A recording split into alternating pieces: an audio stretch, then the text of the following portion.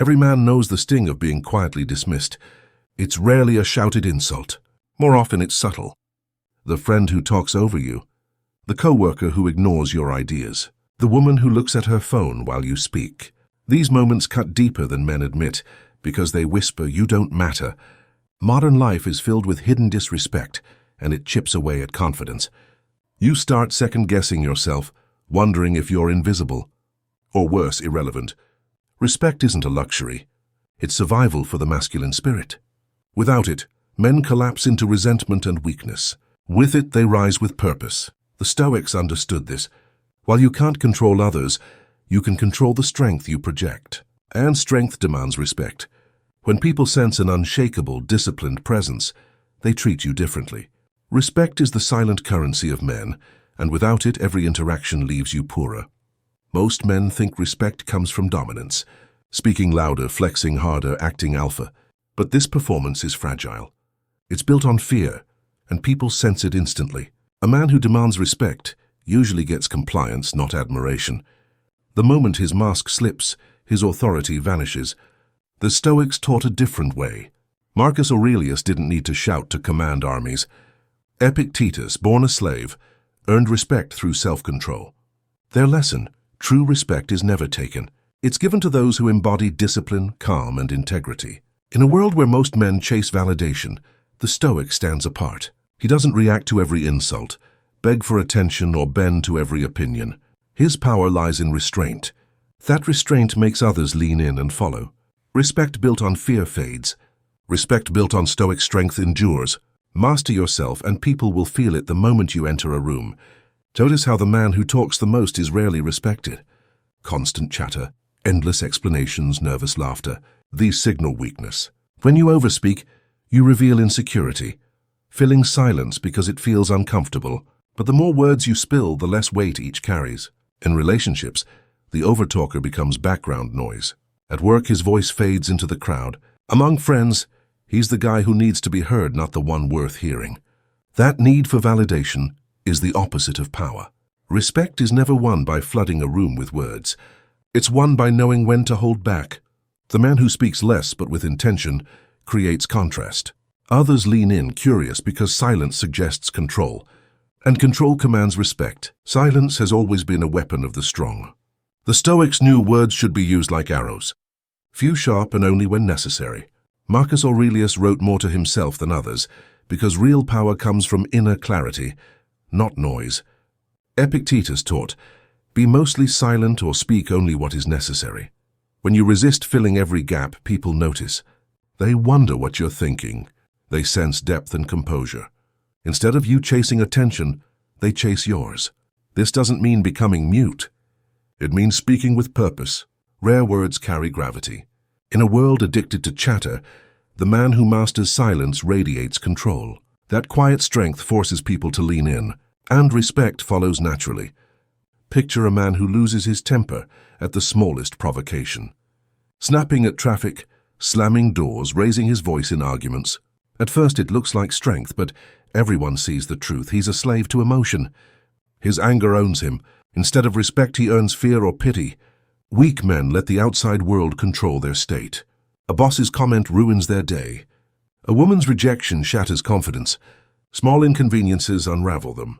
Every outburst signals fragility. People don't trust unstable men. They don't admire them. They avoid them. A man who reacts wildly shows he cannot handle pressure. And when you can't handle pressure, no one will give you responsibility, leadership, or respect. Now imagine the opposite. A man who doesn't flinch when storms hit. Someone insults him. He doesn't take the bait. Chaos erupts at work. His voice stays steady. A partner tries to provoke him. He responds with clarity, not rage. That's the Stoic way: control over reaction. Marcus Aurelius faced betrayal, war, and loss, yet reminded himself nothing external could disturb his inner fortress. Emotional mastery means you stop being a puppet pulled by strings of anger or fear. People respect the man who refuses to be shaken. His calm becomes magnetic. His composure commands authority. In a room full of noise, the one who remains still becomes the natural leader. Everywhere you look, men are trapped by habits. Hours wasted scrolling, nights lost to junk food and late movies, mornings skipped because snooze felt easier. At first it seems harmless, but slowly it erodes you. Weak discipline leaks into every part of life. Your body softens, your mind dulls, your word loses weight. People notice. They stop respecting you, because a man who can't command himself can't command anything. The Stoics warned of this decay. Discipline wasn't optional. It was the foundation of freedom. Without it, you become a slave to impulses. The undisciplined man doesn't just disappoint himself. He signals to the world that he cannot be trusted with responsibility. Weakness becomes his identity. True discipline isn't punishment. It's proof you're in command. Rise early instead of sleeping in. Train your body instead of giving in to laziness. Keep your word even when inconvenient. Each action says, I can be trusted. Before others respect you, you must respect yourself. The Stoics lived this daily. Seneca practiced voluntary discomfort. Epictetus trained his mind like an athlete. Discipline wasn't a cage, it was liberation. The man who rules himself becomes untouchable because no impulse owns him. And here's the secret. When others see discipline, they respond instinctively. They know they're dealing with someone rare. Respect doesn't need to be asked for. It radiates from the disciplined man without a word. One of the fastest ways to lose respect is to chase it. Men who constantly seek approval. From women, friends, bosses. Appear needy, not strong. Every overthought text, every compliment begged for, every desperate attempt to change an opinion screams, I need your acceptance to feel worthy. Think of the man who laughs too hard at every joke, bends his values to fit in, can't stand silence without reassurance. People may tolerate him, but they never admire him. Validation is a drug. The more you chase it, the weaker you become. Respect flows to those who don't beg for it. When you stop seeking approval, you shift the power. Suddenly, people begin to seek yours. The Stoics knew the moment you become a slave to opinion, you lose yourself. Epictetus warned, if you want to improve, be content to be thought foolish. True strength is built in silence, not applause. The man who bends at every frown is no man. He's a leaf in the wind. Indifference isn't arrogance. It's freedom. When you stop caring about approval, you start living by principle. People sense that independence. They see someone who won't sell himself for likes or praise. Paradoxically, that detachment earns respect. The man who doesn't need approval becomes magnetic. His calm unsettles the insecure, inspires the lost, and forces everyone else to recognize his authority. In any group, you'll hear it. The nervous man giving himself away. Sentences stumble, filled with and like. He rushes, over-explains, talks too quickly. It's not just poor communication. It broadcasts insecurity. When your words lack confidence, people tune you out. They may nod, but inside they dismiss you. At work, your ideas are forgotten. In relationships, you appear uncertain. Among friends, you look like someone who craves approval. The truth? Nervous speech signals a nervous mind. And no one respects a man who sounds unsure of himself. Weak delivery makes even strong ideas fall flat. The Stoics understood words are powerful because they're rare. Marcus Aurelius wrote clearly. Epictetus spoke simply, never dressing wisdom in fluff. Respect follows clarity. Cut out fillers, slow down, and speak with intention. A short, steady sentence has more authority than a long, nervous explanation. It signals composure and self-belief. Think of the difference. One man rambles endlessly, another pauses, then speaks a sharp truth. Which one earns respect? Always the second. This is Stoic speech, not louder, not longer, but sharper. Speak less, but let your words land like stone. Most men don't fail from one mistake. They fail by drifting. Days blur into years, and they realize they've lived without direction. They go to jobs they hate, waste hours online, chase shallow pleasures. It feels safe, but it's deadly. A man without purpose is dismissed. Why respect someone who doesn't know where he's going? This drift robs confidence. Men feel stuck, restless, envious of those with clarity. People sense it. The lack of conviction. Respect doesn't cling to the aimless.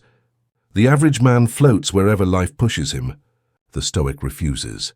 Without a mission, you're forgettable. With one, you're magnetic. Purpose is the line between being overlooked and being followed. The Stoics believed a man without purpose is defeated. Marcus Aurelius carried an empire but never forgot his mission. Live with virtue.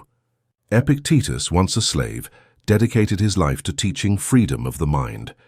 Their lives prove a timeless truth. Purpose commands respect. When you know what you stand for, People feel it. You walk and speak differently. You're no longer swayed by trends or approval.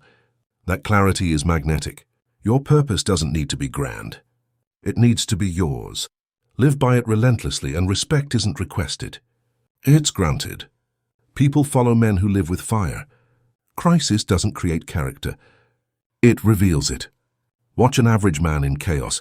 He panics, his voice rises, his decisions scatter. At work, he freezes when problems pile up. In relationships, he lashes out or withdraws. Even small setbacks feel like disasters. His fragility is exposed and respect evaporates. People don't admire men who collapse under weight. They may sympathize, but they won't follow. Weak reactions reveal a weak foundation. Once others see you crumble, they stop trusting you with responsibility. Life will test you without warning, and in those moments, the average man breaks, but the Stoic doesn't. Respect is built in storms, not calm seas. Now picture the Stoic in the same chaos. While others panic, his breathing stays steady, voices rise. His tone stays calm. He doesn't ignore problems. He faces them with clarity, separating what he can control from what he cannot. That composure makes him a pillar when others shake. Marcus Aurelius commanded armies through plague and war, yet reminded himself, "You have power over your mind." Not outside events. This is the warrior mindset. Respect flows to the man who can walk through fire without losing himself. Chaos exposes leaders. People instinctively follow the calmest presence. That's why the Stoic earns respect without asking. His strength is silent, his authority unshaken. Every man begins insecure, easily shaken, desperate for recognition. But the path of the Stoic transforms weakness into quiet power. Think of the 7 power moves: silence, composure, discipline, indifference, purposeful speech, mission, and unshakable calm. Each is a weapon. Combined, they create a man who cannot be ignored. The weak man begs for respect and is denied. The Stoic lives with principle, and respect follows him like a shadow. He doesn't shout for attention, yet people notice. He doesn't demand loyalty, yet people trust him. This transformation isn't about perfection, it's about becoming unbreakable. When you walk this path, respect stops being something you chase. It becomes something you naturally command.